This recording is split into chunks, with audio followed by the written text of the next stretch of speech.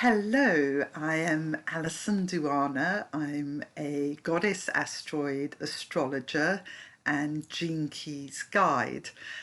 Today I'm going to be giving you a rundown to the approaching total lunar eclipse. There's many elements to this, and each astrologer will kind of come from it from their own insights and perspectives. What I want to focus on today is the awakening of what I'll term oracular gifts. So what do I mean by that? Well, astrology, for a start, is an oracular gift.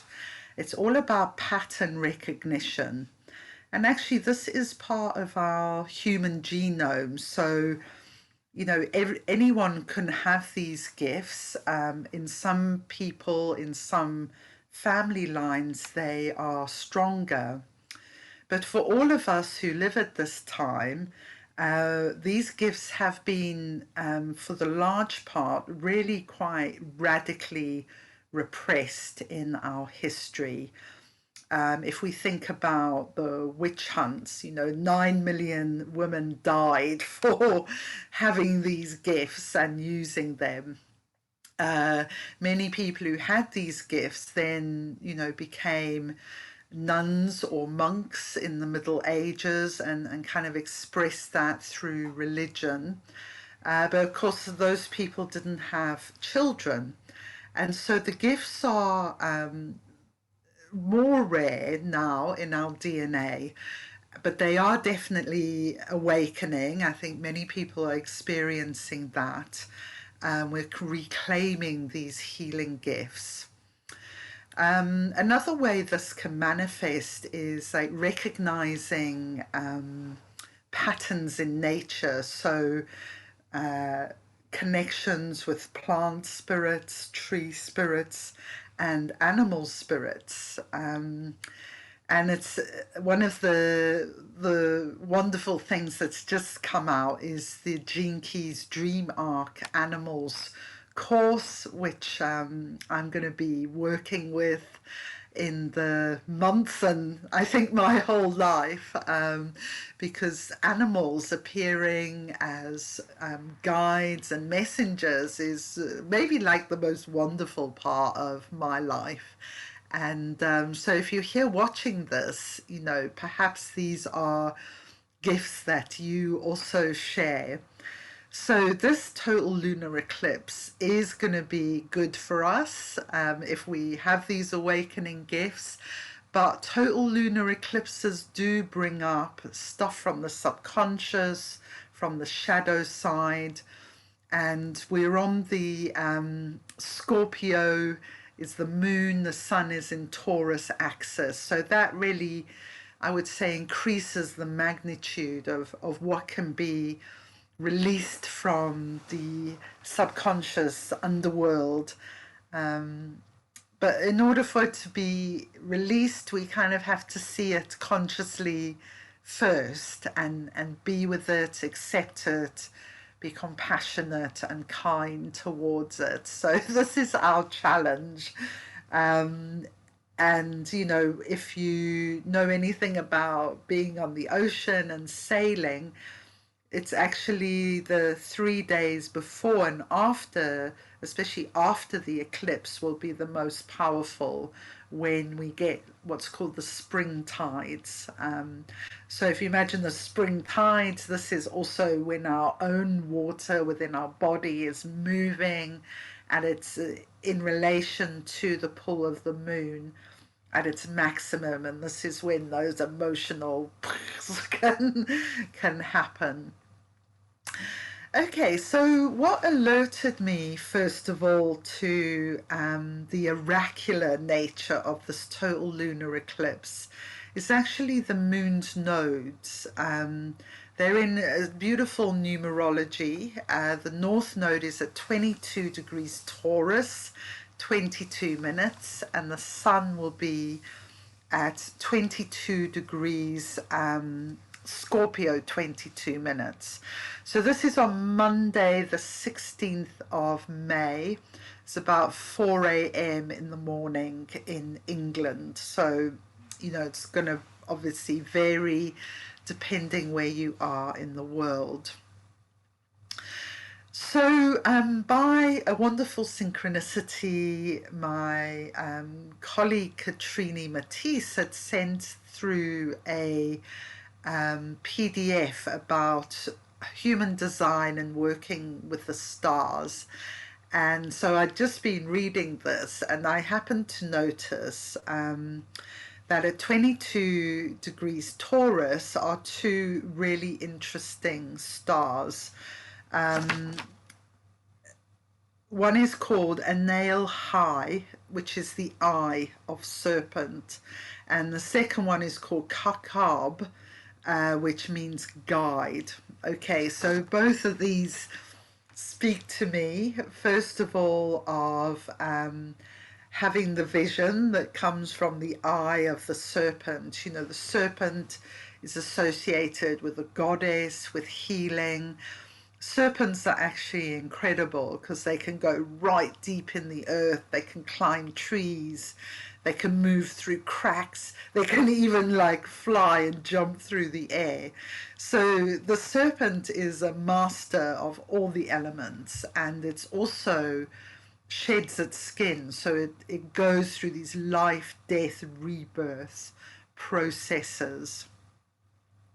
And also, we're in the transit, the sun's transit of the codon ring of life and death. And in between these 6 gene keys that make up the codon ring of life and death, we have gene key 2, which is pure yin energy, which has been really activated by Uranus at the moment, in that gate, that gene key. And then we have the 8, and the 8 is, these are the codon rings of water, and the 8 is actually where the eclipse is taking place. So let's talk a little bit about where the eclipse is taking place. So I mentioned the north node's at 22 degrees of Taurus, and the sun in the eclipse is at 25 degrees of Taurus. Now, very interestingly, it's conjunct Sedna. Okay, Sedna is about really deep emotional stuff as well. Sedna is really the heart of the father-daughter wound, the betrayal. If you like, it's like the most primal betrayal of the masculine towards the feminine that like begins a whole process of imbalance and falling out of equilibrium.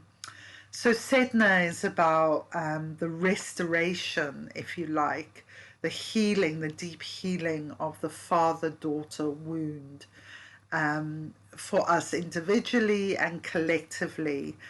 So if things are kicking off in your life during this eclipse, you might want to kind of reflect back on how your father-daughter relationship, and if you're male, this can be inside yourself, because I have my inner male, males have their inner female, and it can be reflected more in family members if it's of the opposite gender. So it's in the field, really. These early betrayals, they create patterns of insecurity, of not feeling honored as a female, feeling like you have to stand alone because that protective presence of the father is not there, and maybe even worse than not there, is actually kind of violent, aggressive towards you in the worst cases. So we have Sedna, and we also have the Roman goddess of truth, who's called Veritas. So this is really fascinating, I think. The way I'm feeling into this is that we're really moving out of our mind as the primary way we perceive things. And actually, when I'm saying auricular, I'm pointing to my third eye, which is really important in these gifts. However, it's where we're going towards actually is like the whole body, every cell in the body having eyes, seeing, sensing. This is our awakening to ever more sensitive levels of being as a human being, which is pretty phenomenal. And it's like all those cells are being cleaned and purified of all these kind of thousands of years of grimy corruption and distortion, especially of the male-female field, is so at the heart of that. And as we clean that out, it's like we're able to see with more and more of our whole being, our emotional being. We don't just see, we're not just using our mind. And when we do that, we start to get to like a deeper level of truth and really trusting our body. I've had a situation this week where my mind just cannot make sense of why I don't want to do something, but my body is like, I don't want to do it, and that happens to be more and more over the past few years, and really learning to honor the body and it's saying no, and not override it with the mind, because you can't find the rational reason why you don't want to do it. So we're going through these big changes, and maybe you can feel that in yourself as well. Are you having this big purification? Yeah, okay, so let's have a look at the other side then, at the moon. So very interestingly, we have the asteroid called Karma conjunct the moon. Okay, so whatever is our karma, we're going to be shown it. So whatever comes up, I think with karma is to not take it too personally, but to see it as, okay, I really need to take responsibility for my energy, there's part of me that is creating this thing around me. If it's, whether it's very good or whether it's very bad, somehow my energy is part of that, and kind of owning our karma. And I don't really believe karma is from, I think there is a part that we have to learn the consequences of when we do things wrong. That's part of karma. But we also choose to come into this life with a certain karmic, dharmic past, in order that we can learn certain lessons, we can be the person we need to be through having these experiences. And perhaps it just comes down to developing our empathy in the end. The other one conjunct, the other asteroid conjunct the moon is Epimetheus. So there's Epimetheus was the brother of Prometheus, and Epimetheus tended to look back to the past and learn and reflect on what's happened, whereas Prometheus was very forward-looking, very kind of bold, but his boldness got him into a lot of trouble as well. So Epimetheus tends to be the more restrained, let's learn from this experience energy. Okay, so having sort of cottoned on to this oracular healing theme, I decided to kind of take a look at what was going on with the asteroids. So there's quite a lot of asteroids that are connected, particularly with this oracular path. And there's 3 that I picked up on that are doing some really interesting things. So we're going to talk about Minerva, Urania, and Akiro. So let's begin with Minerva. So Minerva is conjunct, exactly conjunct Pluto at this total lunar eclipse. So Minerva is a goddess of wisdom, and she is connected with the Etruscan civilization, which I pretty much sure is a star-seeded civilization that came to show us how we could live successfully on Earth. You know, beauty, art are all at the heart of that civilization.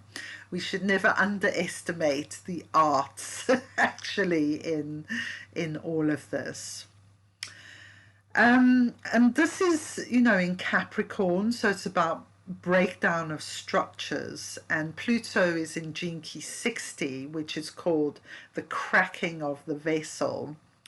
As Pluto moved into Gene-Key 60, the USA-Pluto return started, and so did the war between Russia and Ukraine. So this Pluto energy is very, very powerful. Now, in some of my insights earlier on in the year, I was talking about an astrologer called Isabel Hickey, who wrote a book called Pluto or Minerva, The Choice is Yours. She was actually alive and working as an astrologer when Pluto was discovered.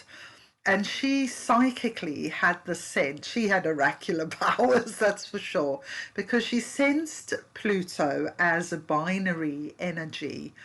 One side, the dark shadow side, being Pluto, god of destruction, violence, abuse, but also Minerva, this higher side of divine feminine wisdom. It's like, wow, you know, two really different sides.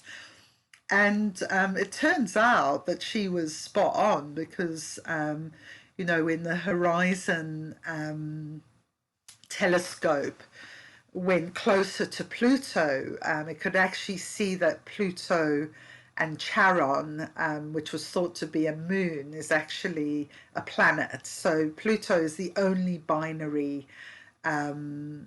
planetary system in our solar system, as far as we know. There might be other ones, you know, in these far-reaching places. But she was absolutely spot on that Pluto is a binary energy. So as we go through this eclipse, another couple of asteroids are also exactly conjunct Pluto. One is called Amicus, who's a centaur, and he's all about innocent victims of violence. Okay, so that seems very relevant, you know, with everything going on in Ukraine, and you know, that issue of innocent victims feels very present in our world. And then we have Orpheus as well. So Orpheus went into the underworld to you know, to get Eurydice back. But he failed to do that because he looked back. So interesting, another reference to looking back. So should we look back or should we look forward? That's the thing. I guess what we need to make sure of, though, is that we don't get caught in the underworld ourselves, and that we do all that we can to really transmute, to really own whatever our experience is at this time, so that we can move to that higher level of Minerva, divine feminine wisdom in the world. That feels really like the core message to me. Okay, so let's talk about Urania. Urania is the body, the asteroid that most represents astrology.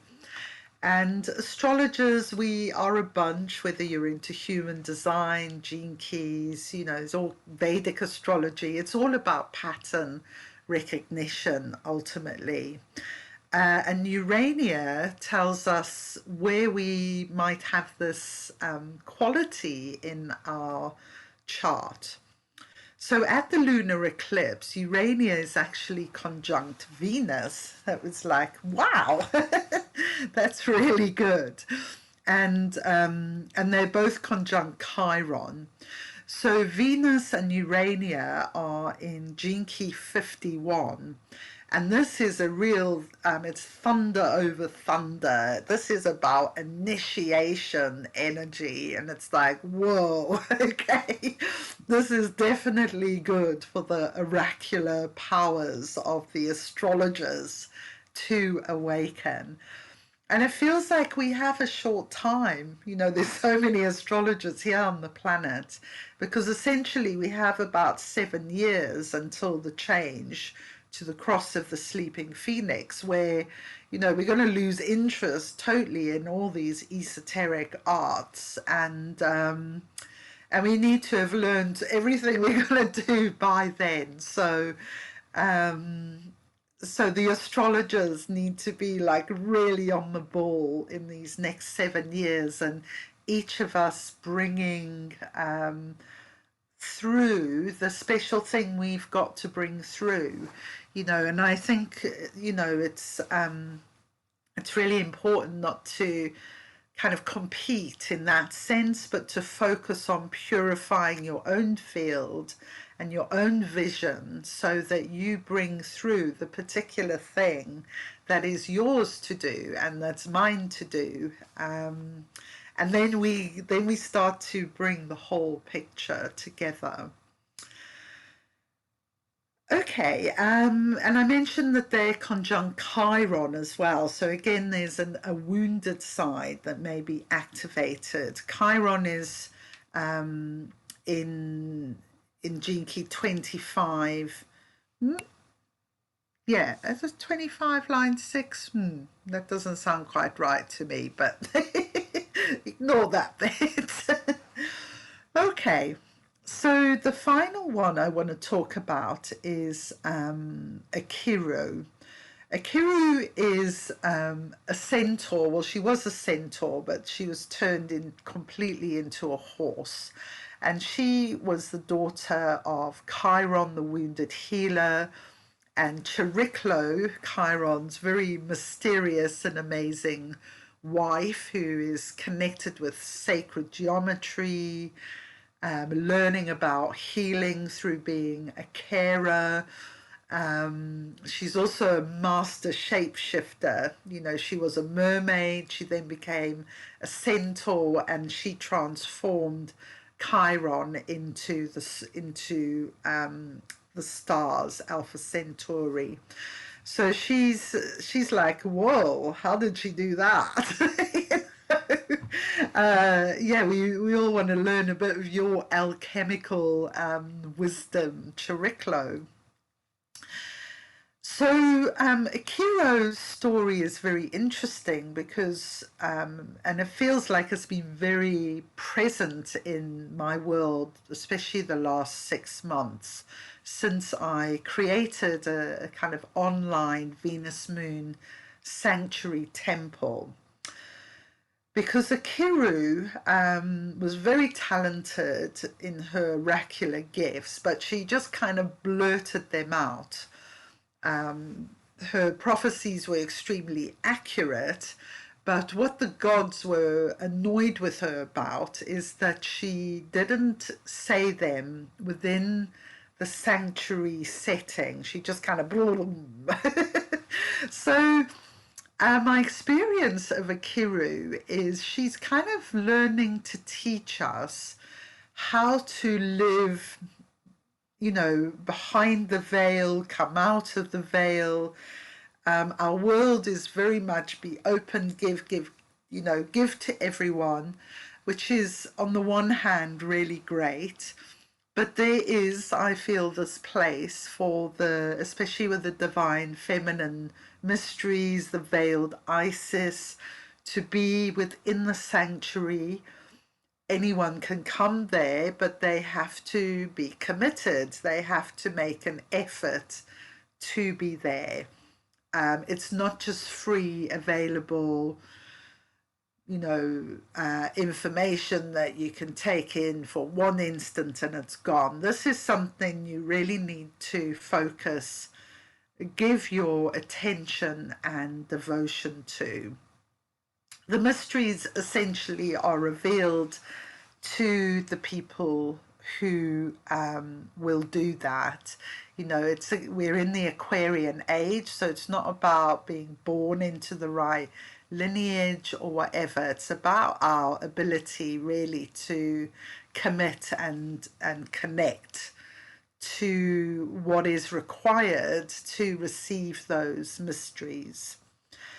So there's that side. You know, she can carry a lot of kind of rejection fears, Kiru, because essentially she's learning to not throw her seed on barren ground. You know, if I go and speak to my mom about everything I'm saying here, you know, I'm not going to get much of a response, to be honest. But if you're drawn here and you're watching this, then chances are, you know, we're in that same resonance field. So here my words are falling on fertile ground.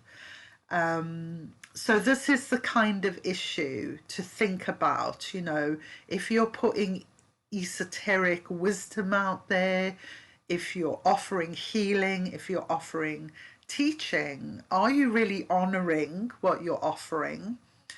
Or are you giving it away too freely to people who, you know, why should they honor it really if you don't? You know, so it's like, okay, let me choose who I'm going to give these teachings to. And the thing with Akira, she was highly gifted. You know, everything she said was completely accurate. So it wasn't about the quality of what she was giving, it was more about who she was giving it to. Okay, so that is all I'm going to say on these matters. And you know, other astrologers will pick up different threads of this eclipse, I'm sure, but this is what I felt moved to share today. So I hope that's really useful for you. In my one-to-one goddess astrology readings, I do some add-on reports, one of which is the oracular priestesses. It actually includes Urania, Minerva, and Akiro. So you're welcome to email me to book a reading with me to get more information about my readings. I'd really like to connect with you on that one-to-one level. My email address is astroalison@gmail.com, and I'll put that at the bottom of the video. Okay, so namaste, go in peace, have a fantastic week next week, riding the cosmic waves of this total lunar eclipse. Bye.